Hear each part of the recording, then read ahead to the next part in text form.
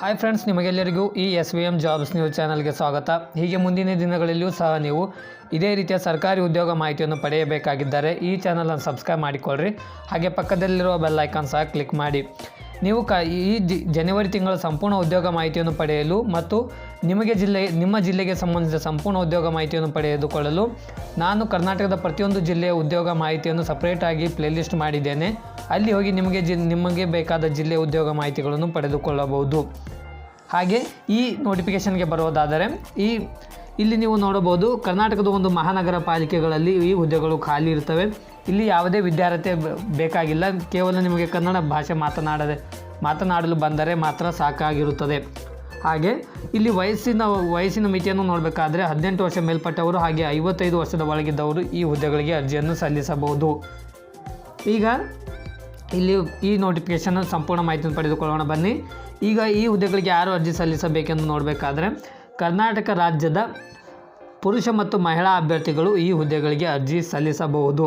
ಹಾಗೆ ಈ ಹುದ್ದೆಗಳಿಗೆ ವೇತನ ಎಷ್ಟು ನೀಡುತ್ತಾರೆ ಅಂದರೆ ಸ್ಯಾಲ್ರಿ ಎಷ್ಟು ನೀಡುತ್ತಾರೆ ಅಂದರೆ ನೀವು ಆಯ್ಕೆ ಆದ ಮೇಲೆ ನಿಮಗೆ 17,000ದಿಂದ ವೇತನ ಆರಂಭವಾಗುತ್ತದೆ ತಿಂಗಳಿಗೆ. ಹಾಗೆ ವಯೋಮಿತಿ ನೋಡಬೇಕಾದ್ರೆ ಮೇಲೆ ತಿಳಿಸಿದಂತೆ 18 ವರ್ಷದ ಮೇಲ್ಪಟ್ಟವರು ಹಾಗೆ 55 ವರ್ಷದ ಒಳಗಿದ್ದವರು ಈ ಹುದ್ದೆಗಳಿಗೆ ಅರ್ಜಿಯನ್ನು ಹಾಕಬಹುದು. ಹಾಗೆ ಒಟ್ಟು ಹುದ್ದೆಗಳ ಸಂಖ್ಯೆಯನ್ನು ಸಹ ನಾವು ನೋಡಬೇಕಾದ್ರೆ ನೋಡಿ 89 ಒಟ್ಟು ಹುದ್ದೆಗಳು ಖಾಲಿ ಇವೆ. ಹಾಗೆ ಅರ್ಜಿ ಶುಲ್ಕ ನೋಡಬೇಕಾದ್ರೆ ಅಲ್ಲಿ ಅರ್ಜಿ ಶುಲ್ಕವು ಸಹ ನೀಡಲಾಗಿದೆ ನೋಡಿ. ಸಾಮಾನ್ಯ ವರ್ಗ 2A 2B 3A 3Bಗೆ ಸೇರಿದ ಅಭ್ಯರ್ಥಿಗಳಿಗೆ 200 ರೂಪಾಯಿ ಅರ್ಜಿ ಶುಲ್ಕವಿದೆ. SC ST ಕ್ಯಾಟಗರಿ 1 ಅಂಗವಿಕಲ ಅಭ್ಯರ್ಥಿಗಳು ಹಾಗೂ ಮಹಿಳಾ ಅಭ್ಯರ್ಥಿಗಳಿಗೆ 100 ರೂಪಾಯಿ ಅರ್ಜಿ ಶುಲ್ಕವಿರುತ್ತದೆ. ಹಾಗೆ ನಿಮ್ಮ ಆಯ್ಕೆ ವಿಧಾನವು ನೋಡಬೇಕಾದ್ರೆ ನಿಮಗೆ ಇಲ್ಲಿ ಯಾವುದೇ ರೀತಿಯ ಪರೀಕ್ಷೆಗಳು ನಡೆಯುವುದಿಲ್ಲ, ನಿಮ್ಮನ್ನು ನೇರ ನೇಮಕಾತಿ ಮಾಡಿಕೊಳ್ಳಲಾಗುತ್ತದೆ. ಹಾಗೆ ಹುದ್ದೆಗಳ ಹೆಸರು ನೋಡಬೇಕಾದ್ರೆ ಇಲ್ಲಿ ನೀವು ನೋಡಬಹುದು, ಪೌರ ಕಾರ್ಮಿಕರು ಎನ್ನುವ ಹುದ್ದೆಗಳು ಖಾಲಿ ಇರುತ್ತವೆ. ವಿದ್ಯಾರ್ಹತೆ ನೋಡಬೇಕಾದ್ರೆ ನೀವು ಇಲ್ಲಿ ನೋಡಬಹುದು, ಇಲ್ಲಿ ಯಾವುದೇ ರೀತಿಯ ವಿದ್ಯಾರ್ಹತೆ ಬೇಕಾಗಿಲ್ಲ. ಇಲ್ಲಿ ನೀವು ಕೇವಲ ಹಾಲಿ ನೇರ ಪಾವತಿ, ಕ್ಷೇಮ ಅಭಿವೃದ್ಧಿ ಅಥವಾ ದಿನಗೂಲಿ ಆಧಾರದ ಮೇಲೆ ಕನಿಷ್ಠ 2 ವರ್ಷಗಳಿಗಿಂತ ಕಡಿಮೆ ಇಲ್ಲದಂತೆ ನಿರಂತರವಾಗಿ ಸೇವೆಯನ್ನು ಸಲ್ಲಿಸಿದವರು ಈ ಹುದ್ದೆಗಳಿಗೆ ಅರ್ಜಿಯನ್ನು ಹಾಕಬಹುದು. ಅಂದರೆ ನೀವು 2 ವರ್ಷದಿಂದ ನಿರಂತರವಾಗಿ ಯಾವುದರ ಕೂಲಿ ಪ್ರಕಾರ ಕೆಲಸಕ್ಕದು ಹೋಗ್ಲತ್ತಿದ್ದವರು ಸಹ ಈ ಹುದ್ದೆಗಳಿಗೆ ಅರ್ಜಿಯನ್ನು ಸಲ್ಲಿಸಬಹುದು.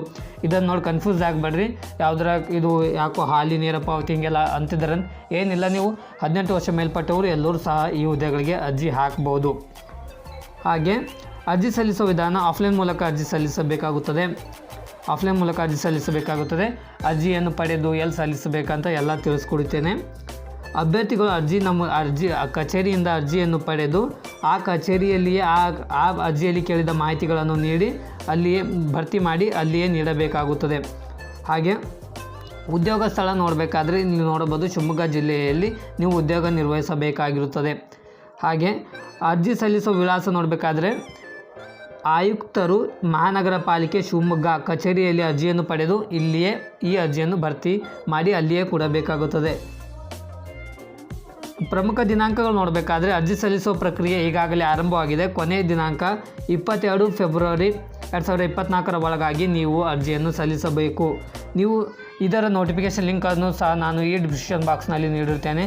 ಅಲ್ಲಿ ಹೋಗಿಯೂ ಸಹ ನೀವು ಇನ್ನೂ ಹೆಚ್ಚಿನ ಉದ್ಯೋಗ ಮಾಹಿತಿಯನ್ನು ಪಡೆದುಕೊಳ್ಳಬಹುದು. Thank you so much for watching. ಹಾಗೆ ನಿಮ್ಮ ಇತರ ಸ್ನೇಹಿತರಿಗೆ ಯಾರಿಗಾದರೂ ಈ ವಿಡಿಯೋ ಸಹಾಯಕವೆನ್ನಿಸಿದರೆ ಅವರಿಗೂ